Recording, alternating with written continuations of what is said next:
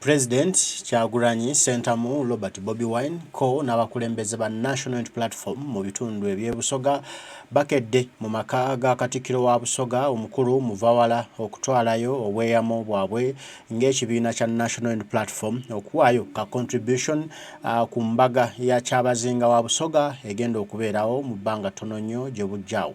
Omukulu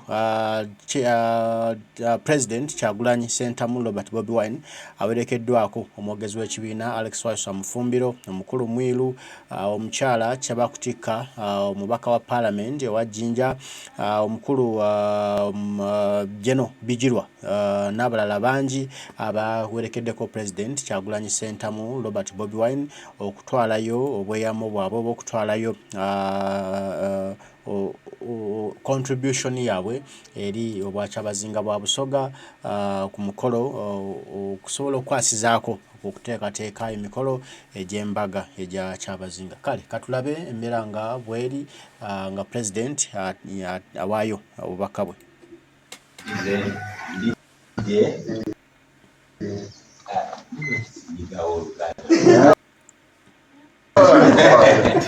Mukadde wange tweyanze mu kusaba wadde okusinkana nze ne Deputy Chief Whip Komande Etu Okutegeka nze ne mukulu Nakyeton Pulezidenti Bobi nze ne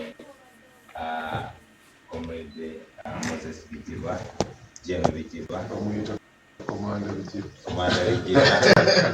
heading ebigogoto byaffe mu Eastern Uganda yonna.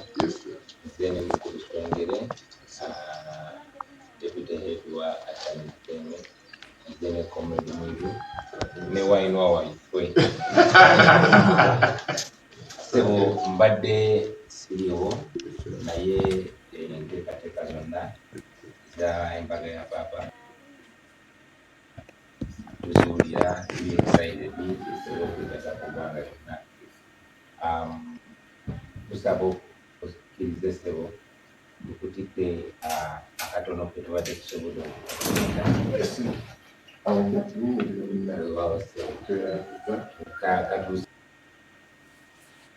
okwagala kwaffe ne gulishe zonna ewa Baba.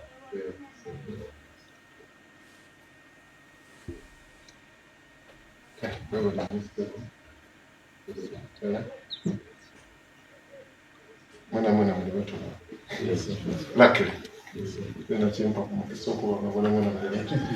Waulienje wakati omulenzi omuto. Sana yo sana. Ndo kwegeza. Ni Kyabazinga wa Busoga omukwano. Ewa ife bakobanti kirawo kiva ku mutima.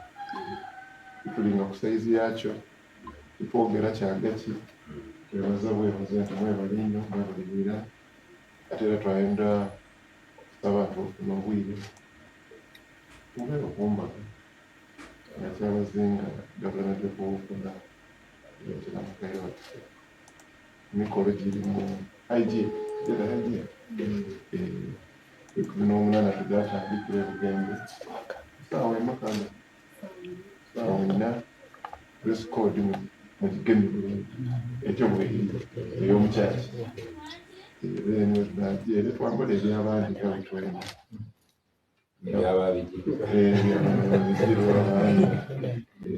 ndakusaba agasaani ankolere kakireeta Baba Kyabazinga aliyo mutende era suubira ekiseera kyolyawo era mudamu kyalira alina maama abafumbi kibaire kizibu okukyaza nga tuzira mufumbi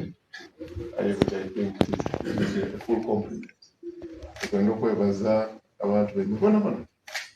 A lot of people have contributed a lot, and we are so grateful. We are using this wedding as a point of bringing Busoga together. Busoga has had a lot of issues of infights within our system, and we are using this to bring Busoga together. It is not a partisan wedding. It's a wedding for everybody. Baba Nikolachi alifumbirwa tuwaniriza buli Busoga na buli muntu wandowooza yonna tulungi ate ayageza Busoga ebirungi okuba niffe olunaku olwo. Era katusabe Katonda Kyabazinga tulyemusabira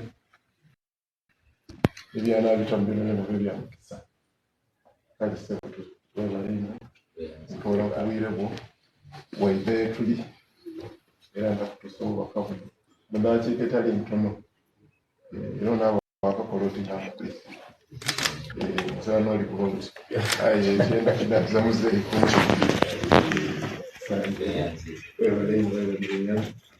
bwana wano ni waka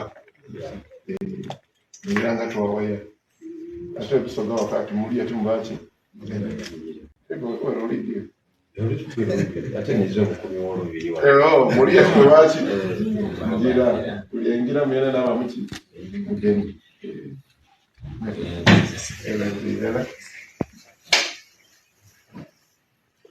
ono nakolera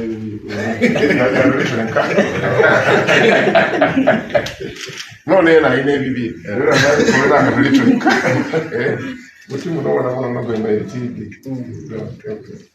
ate kitera kwerabira take some time endakiika daimu 5 omukisa guno era tubaleke wano endakiika 5 tubalindire kulya nga tulibetegeka ebifaananyi muwayemu sobola okwogera ebyono ebyange baba nebobireka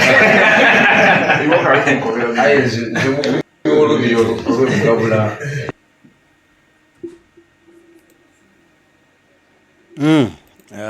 President Kyagulanyi Sentamu Robert Bobi Wine nga kyaliddeko obwa Kyabazinga bwa Busoga okuwaayo akatono kwa contribution ku mukolo gw'embaga ogwa Kyabazinga egenda okubeerawo very soon n'okusabira Kyabazinga omukolo guno gugwe bulungi era guyitamu bulungi. President bwato bwagenzeeyo neera katufune obubaka wano nga Busoga yona ku lwa Kyabazinga wa Busoga sobuluganda okwebaza bukulu bwebali ku iddayo tuli olwaleero uganda okwebaza NUP olwa contribution gyekoze towards the wedding eya Kyabazinga katikuleeta mukaire waife era twabeebaza essaala emutuwaire twaweebaza obuwagizi era tulikwenda kutwala omukisa guno olwaleero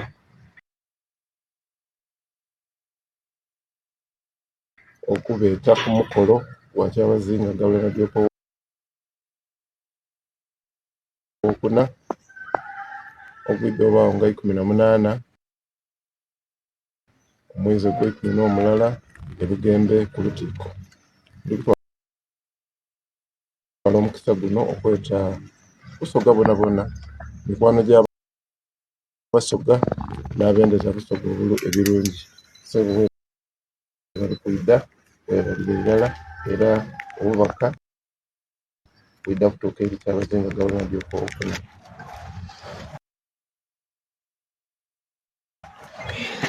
zena nenda okusiima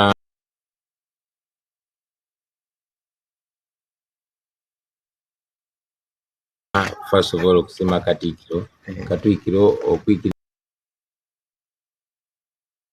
okutusenkana olwaleero kuncho fena tulese ka contribution kaifwe akatono aka milioni 10 tuyanzize okugatta ku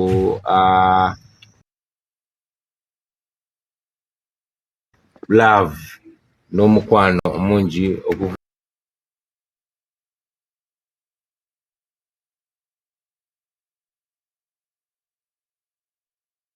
mu igwanga lyonna ku mbaga ya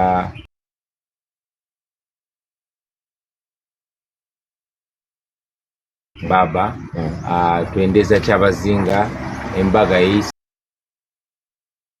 n'obusoga bonna tuwendeza olunaku lwa 18 olw'embaga ya Kyabazinga tutambule bukalamu ne maama tumwaniriza n'abavubuka mwena mu Busoga after 18 muwaseeko mwebale nnyo mwebalire ddala so tweyanze okusenkana.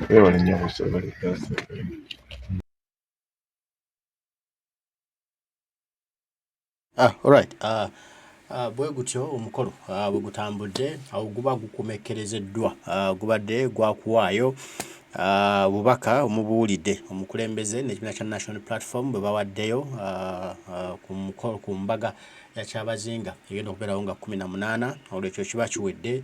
Tweyanza nnyo Pulezidenti, tweyanza nnyo National Platform, tweyanzeege obwebumu obw'ekibiina kyaffe ekya National Platform. Tukwatira wamu n'emikwano gyaffe ne baganda baffe n'ebika byaffe n'amawanga gaffe n'abakulembeze baffe ab'ennono ate n'abakulembeze ku mitendera egy'enjawulo.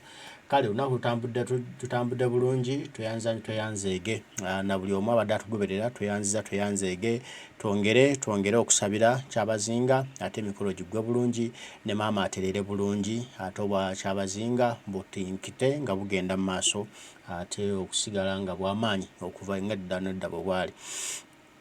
Mbagala nnyo mwenna abaliko mwebale kubaako. Omukama Katonda nsaba bankuumire, tujja kuddamu tugambe ebigambo bataayi mweraba.